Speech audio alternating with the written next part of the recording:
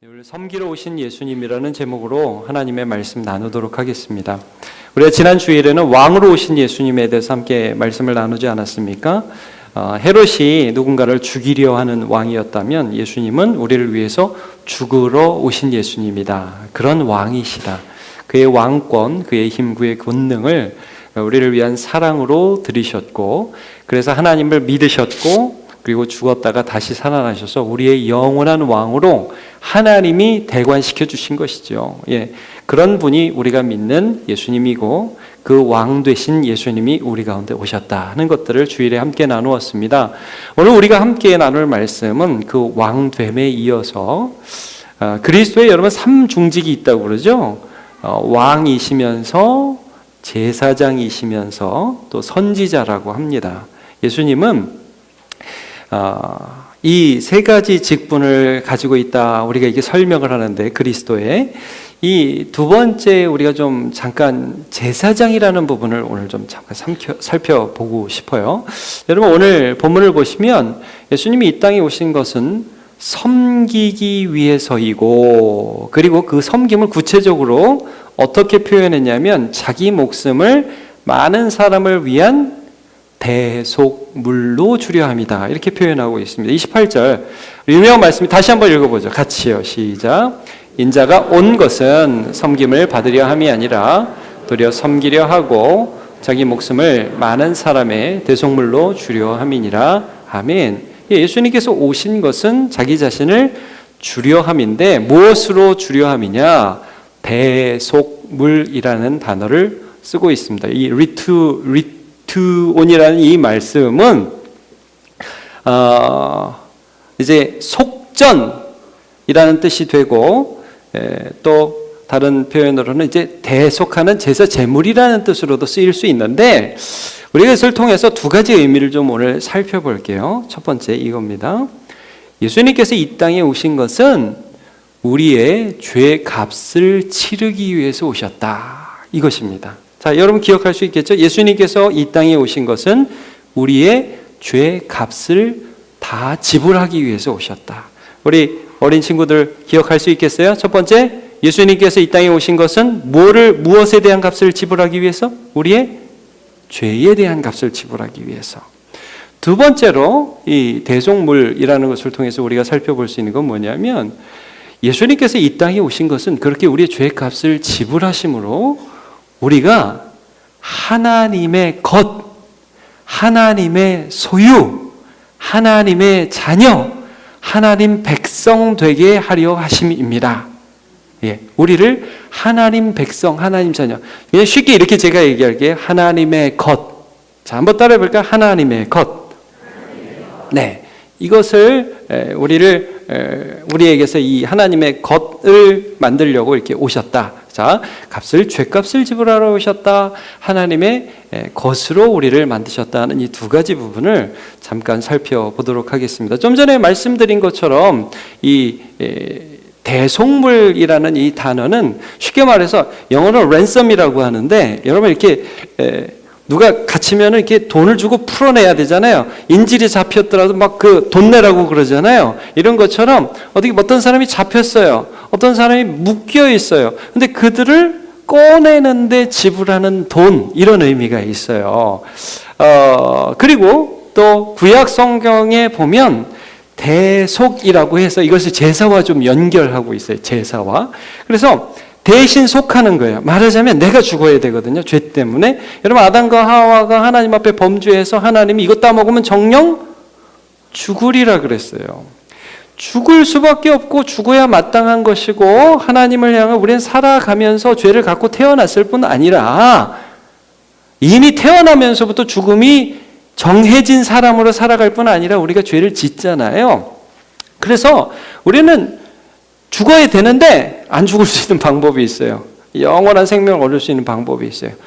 누군가 대신 죽으면 돼요. 그래서 구약에서는 이거를 대신해서 제사를 통해서 우리 자신을 위해서 어떤 동물들이 계속 죽었어요. 그러면서 우리가 안 죽어도 된다는 걸 예표적으로 말씀해 주셨던 거죠. 그게 대표적인 게 여러분 혹시 들어봤어요? 유월절.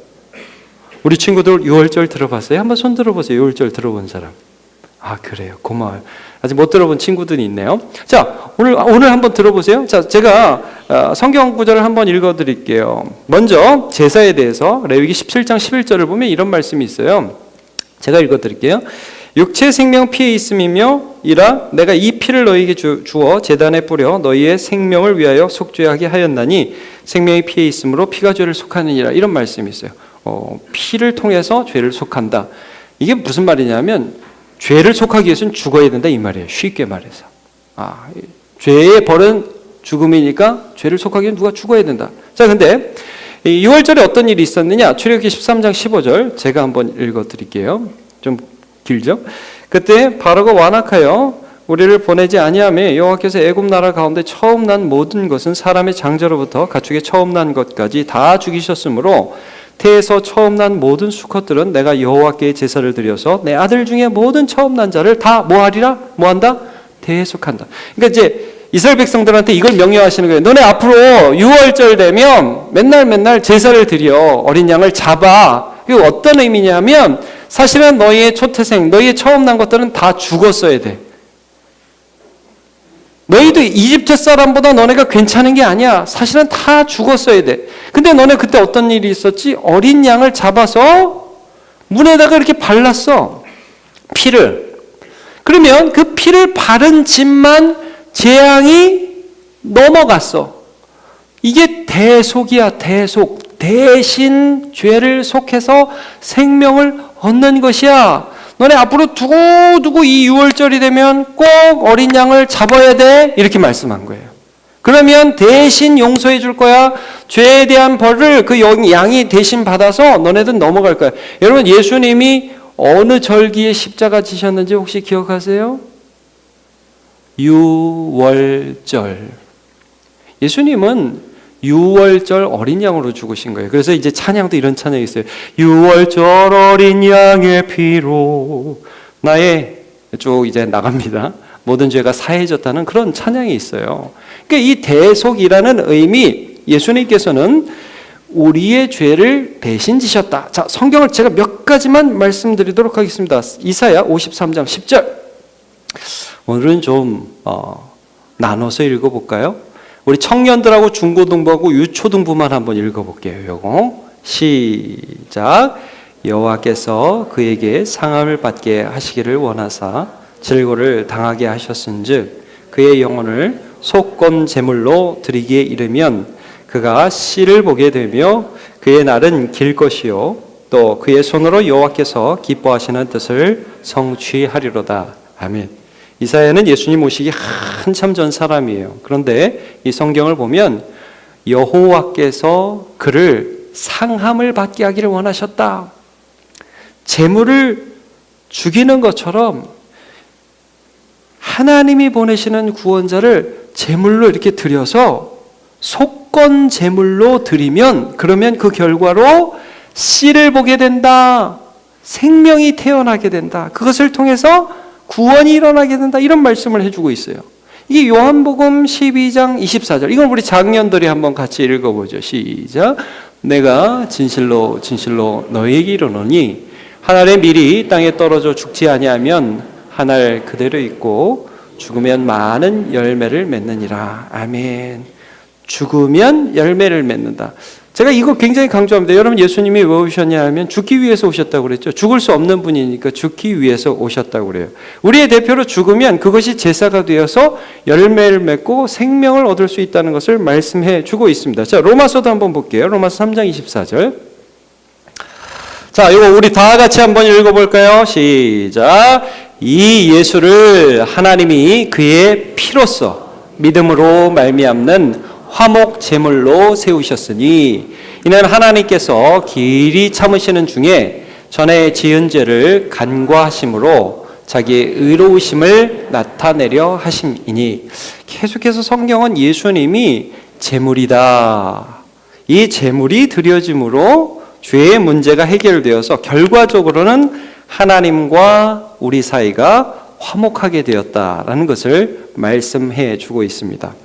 로마서 5장을 보면 이것이 마치 아담이 죄를 지어서 한 사람이 죄를 지어서 모든 사람이 죄인 된 것과 마찬가지로 예수님이 하나님 앞에 순종하고 우리의 죄값을 치름으로 그를 믿는 모든 사람이 또 예수님이 대표가 되어서 생명을 누리게 되는 것과 같은 원리라고 이렇게 말씀해 주고 있어요. 로마서 5장 19절도 한번 볼게요. 제가 읽을게요. 한 사람이 순종하지 아니함으로, 이거 아담이죠. 많은 사람이 죄인이 된 것 같이 그 죄값을 우리가 지고 사는 것처럼, 죽음을 향해 나아가는 것처럼 한 사람 예수님이 순종하심으로 하나님을 향하여 하나님의 뜻을 온전히 이루시고 또 우리의 죄값을 다 치러주심으로 많은 사람이 의인이 되리라, 이런 말씀을 해주고 있어요. 여기 예수님의 이 땅에 오신 목적들이 드러나죠. 그러면 예수님은요, 이게 너무너무 쉬웠을까? 예수님이니까 너무너무 쉬웠을까? 꼭 그렇게 보이지는 않습니다. 요한복음 12장 27절을 보면 이렇게 나와 있어요. 지금 내 마음이 괴로우니. 요한복음 12장은 이제 곧 십자가 지실 때를 바로 앞두고 있는 장면이거든요. 지금 예수님의 마음이 괴로워요. 온 세상의 모든 죄를 짊어지시고 십자가로 가야 돼. 채찍 맞아야 돼요. 여러분, 하나님은 아프지 않은 분이에요. 육체적인 아픔이 없는 분이에요. 근데 이 땅에 오신 예수님은 우리가 똑같이 아프고 힘들고 고통스럽고 괴로움을 우리가 똑같이 누리셨어요. 그래서 십자가가 얼마나 힘들며 또 특별히 그것을 통해서 아버지 하나님께서 아들 하나님을 저주하시고 그에게 진노의 잔을 퍼부으시고, 여러분, 우리의 모든 죄를 그 안에서 쏟아붓는다는 게 무엇인지 우리는 잘 모릅니다. 알 수가 없어요. 내 마음이 너무 괴로우니 무슨 말을 하리요? 아버지여 나를 구원하여 이 때를 면하게 하여 주옵소서. 그러나 내가 이를 위하여, 내가 죄값을 좀 지불하기 위해서, 내가 아무도 할 수 없는, 죄인이 어떻게 죄인의 값을 지불하겠어요? 하나님의 아들로서 죄가 없는 자로서 죄인을 대신하기 위해서 이때에 왔나이다. 왔다 이거예요. 왔다. 여러분, 오늘 성탄이죠. 예수님이 이 땅 가운데 오셨어요. 이게 중요한 거예요. 오셨기 때문에 죽을 수 있는 거예요. 오셨기 때문에 우리의 죄의 값을 지불하실 수 있는 것입니다. 여러분, 이런 거죠. 미국에서 달러 쓰는데 한국에서 달러, 물론 이제 우리는 은행 가서 바꾸면 되지만, 여러분, 하늘의 하나님이 하나님의 하나님 되심으로만 우리의 죄를 용서하실 수 없고, 인간의 대표로서 우리의 죄를 용서하시기 위해서 비행기 타고 온 것도 아니고요, 배 타고 온 것도 아니고 마리아의 몸에 성령으로 잉태되어 사람으로 오셨습니다. 이게 우리가 이걸 알아야 돼. 이게 어떤 의미인지. 제가 예수님이면 어떤 의미예요? 여러분, 예수님이 하늘의 하나님과 영원한 기쁨과 영광을 누리다가 어느 날 저 갑니다. 세상으로 갑니다. 어떤 기분이었을까? 우리는 다 알 수 없죠. 그것이 무엇이었을까? 신비지요. 알 수 없죠. 사람으로 오신 그분. 자, 그래서 결국 예수님께서 하신 것은 다 이룬 것입니다. 요한복음 19장 30절. 다음 PPT 보여주세요. 예수께서 신 포도주를 받으신 후에 이르시되 다 이루었다 하시고 머리를 숙이니 영원히 떠나가시니라. 다 이루신 거예요. 이 땅에 오셔서 뭘 다 이루셨어요? 여러분, 이거는 우리의 죄값을 다 치렀다, 이런 말씀이라고 그랬죠? 예. 이거는 우리가 치를 수 없는 거예요. 여러분, 예수님이 섬긴다, 우리도 섬긴다 그래서 우리도 뭐 누군가를 위해서 죽어준다. 여러분, 우리가 누군가의 죄를 대속할 수가 없어요. 이건 예수님만 하실 수 있는 거예요. 어떤 분들은 그런 얘기를 해요. 아니, 그냥 하늘에서 용서한다. 그래, 너네 죄인이지만 내가 사랑이 많으니까 없던 걸로 쳐줄게. 여러분, 이렇게 말하면 참 좋겠죠. 혹시 이런 의문 들지 않으세요? 왜 예수님 굳이 인간이 되셔야 합니까? 왜 예수님 굳이 사람이 되어야 하죠? 왜 이렇게 복잡해요? 왜 그리고 좀 징그럽고 처참하게 십자가라는 형틀에서 죽어야 하나요? 아우, 뭐 영화 봐도 뭐 너무 징그럽고 피 튀기고 막 아우, 그런 거 너무 싫어요. 하나님 왜 그렇게까지 해야 해요? 좀 혐오스럽지 않아요? 여러분, 이런 질문이 우리 안에 있지 않습니까? 왜 이런 과정을 거쳐야 하며 왜 이런 과정을 거쳐서 힘들게 우리를 구속하시고 죄값을 치러야 하는가? 의문이 들 수 있죠. 여러분, 혹시 누군가가 내가 잘못했는데 막 굉장히 나쁜 짓을 했는데 들켰어요. 와가지고 그분이 딱 용서합니다. 그리고 딱 그냥 가면 여러분 쉽게 믿을 수 있을까요? 잘 생각해 보세요. 내가 뭘 사기를 쳤어요. 근데 와가지고 내가 그게 들통이 났는데 그분이 와가지고 웃으면서 그냥 가지세요. 그렇게 얘기했다면 이상하지 않을까요? 여러분 그런 거 믿을 수 있겠어요? 이유가 있어야 용서가 되는 거예요. 여러분 용서라는 것은 값을 치르지 않고는 할 수 없는 거예요. 이거 잘 모르는 것 같은데 사람들이 잘 모르는 것 같은데요. 여러분 이게 어떤 사람이 은혜를 베풀잖아요. 고마워요 감사해요. 그 사람은 무언가 대가를 치른 거예요. 여러분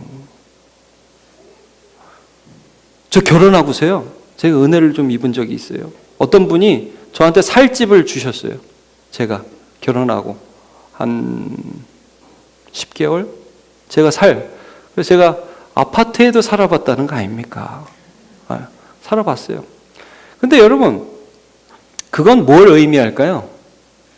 제가 이제 신학교 다닌다고 불쌍해가지고 그렇게 해주신 적이 있는데 그건 뭘 의미할까요? 그분이 손해본 거예요. 여러분 이거 아시겠죠? 내가 은혜를 받았다 하는 것은 그 은혜를 주기 위해서 누군가가 값을 치른 거란 말입니다. 세상에 명언이 하나 있습니다. 공짜는 없다. 다 아시죠? 여러분 용서는 공짜가 아니에요. 내가 공짜로 받았을 뿐이지 그분이 공짜로 나한테 준 건 아니란 말이에요. 여러분 우리가 하나님이 우리의 죄를 용서하셨습니다 할 때 아멘 하고 받을 수 있는 이유가 어디 있는지 아십니까? 예수님이 값을 치르셨습니다. 사람이 되셨고요. 사람으로서 오셔서 그 모든 택한 자 믿는 자의 죄를 그의 안에서 처벌 받으셨습니다. 여러분 우리는 공짜로 받았어요. 우리는 아무것도 지불한 게 없습니다. 그러나 하나님 아버지와 그의 아들과 성령께서는 영원하신 작정 가운데에서 우리의 죄값을 완전히 예수 안에서 지불하셨습니다. 이걸 우리가 믿기 때문에 이 세상 살아가면서 용서받은 자로 살 수 있는 것입니다. 여러분 성탄입니다. 왜 이렇게 기뻐하죠? 그의 오심이 우리의 죄를 완전히 용서하는 희생제사가 되었기 때문입니다. 두 번째, 그러면 그것이 우리에게 어떤 의미가 있는가? 우리가 하나님의 것이 되었다는 거예요. 여러분 값을 냈어요. 지불했어요. 그러면 산 거죠? 산 거예요. 자, 그래서 이런 말씀이 있습니다. 고린도서 6장 20절 값으로 산 것이 되었으니 그런즉 너희 몸으로 하나님께 영광을 돌리라. 그냥 샀다. 예수님이 값을 지불했으니까 너는 소유가 세상 것에서 주님의 것으로 바뀌었다 말씀하고 있습니다. 로마서 14장 8절 우리가 살아도 주를 위하여 죽어도 주를 위하여 죽나니 그러므로 사나 죽으나 우리가 주의 것이로다. 난 예수 것이다. 왜? 그가 죄값을 지불했다. 물론 여러분 여기서 죄값을 지불했다는 건 사탄에게 무슨 죄값을 주고 사탄에게 샀다 그런 말이 아닙니다. 하나님의 공의를 만족시켰다는 말씀이에요. 이제 더 이상 하나님이 우리하고 원수지간이 아니에요. 하나님과 우리 사이에 어떠한 죄에 대한 장벽도 남아있지 않아요. 우린 용서받은 자가 되었어요. 하나님이 씻어 주셨어요. 그래서 누구든지 예수 그리스도를 믿는 자는 하나님 앞에 나올 수가 있게 되었어요. 자, 로마서 8장 12절부터 보면 그래서 우리가 어떤 삶을 살아야 되는지 이렇게 말씀합니다. 그러므로 형제들아 우리가 빚진 자로 돼 그랬어요. 빚진 자로 돼. 주님께서 다 우리 죄값을 지불해 주셨구나. 나는 이제 이 세상 살아가면서 어마어마하게 전에 내 마음대로 이런 자가 아니라 빚진 자다. 여러분 이거 꼭 기억하십시오. 우리는 빚진 자입니다. 우리가 갚을 수 없는 은혜의 빚을 진 사람이에요. 내가 할 수 없는 것들을 주님께서 해주셨어요. 영원한 영생을 우리 가운데 약속해 주셨고 그것들 이루어 주셨어요. 그래서 빚진 자로예요. 그 빚진 자이기 때문에 이제부터는 하나님께 이런 빚을 진 자니까 내가 육신에게 져서 육신대로 막 내 마음대로 살 수가 없는 사람이에요. 신분이 바뀌었다는 거예요. 하나님의 것. 그래서 13절 너희 육신대로 살면 반드시 죽을 것이라도 영으로서 몸의 행실을 죽이면 살리니 무릇 하나님의 영으로 인도함을 받는 사람은 곧 하나님의 아들이라. 이때부터는 우리가 어떤 일이 일어나느냐, 성령께서 우리를 다스리시고 하나님이 이걸 원하셔. 하나님이 사랑하라고 하셔. 그러면 여러분 우리가 사랑할 수 있는 이유가 어디 있습니까? 사랑 받았으니까. 여러분 이런 거죠. 용서 받아본 사람이 용서할 수 있어요. 은혜 받아본 사람이 은혜를 줄 수 있어요.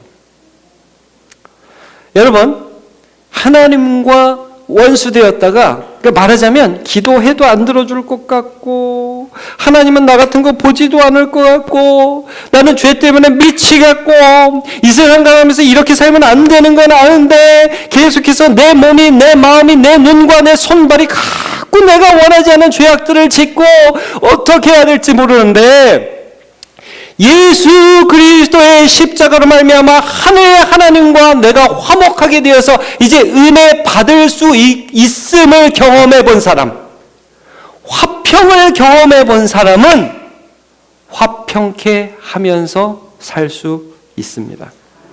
그래서 이 말씀이 나오는 거예요. 화평하게 하는 자는 복이 있나니 그들이 하나님의 아들이라 일컬음을 받을 것이며, 이 말씀이 그래서 나오는 것이죠. 여러분 우리가 하나님의 소유임을 기억하시기를 바랍니다. 로마서 5장 1절은 다 같이 한번 읽어볼까요? 시작. 그러므로 우리가 믿음으로 의롭다 하심을 받았으니 우리 주 예수 그리스도로 말미암아 하나님과 화평을 누리자. 하나님의 평안이 우리 안에 있는 거예요. 여러분 예수님이 이 땅에 오셨을 때 하늘에는 평화, 땅에는 뭡니까? 기뻐하심을 입은 자들 중에 하늘에는 영광, 땅에는 기뻐하심을 입은 자들 중에 평화로다, 이렇게 말씀을 하고 있지 않아요? 이 일들이 예수님께서 우리 가운데 이루신 일들입니다. 여러분 오늘 성탄절입니다.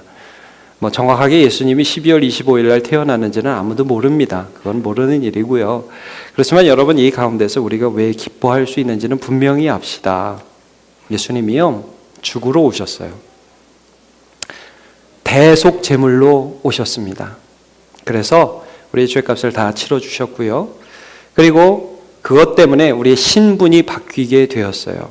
그리고 하나님의 은혜를 받은 자로 세상 가운데 왕 같은 제사장으로 살아갈 수 있는 하나님의 사람이 되었다는 이 사실을 붙들면서 오늘도 승리하며 살아가는 저와 여러분 되시기를 주님의 이름으로 축복합니다. 다 일어나 찬양합시다.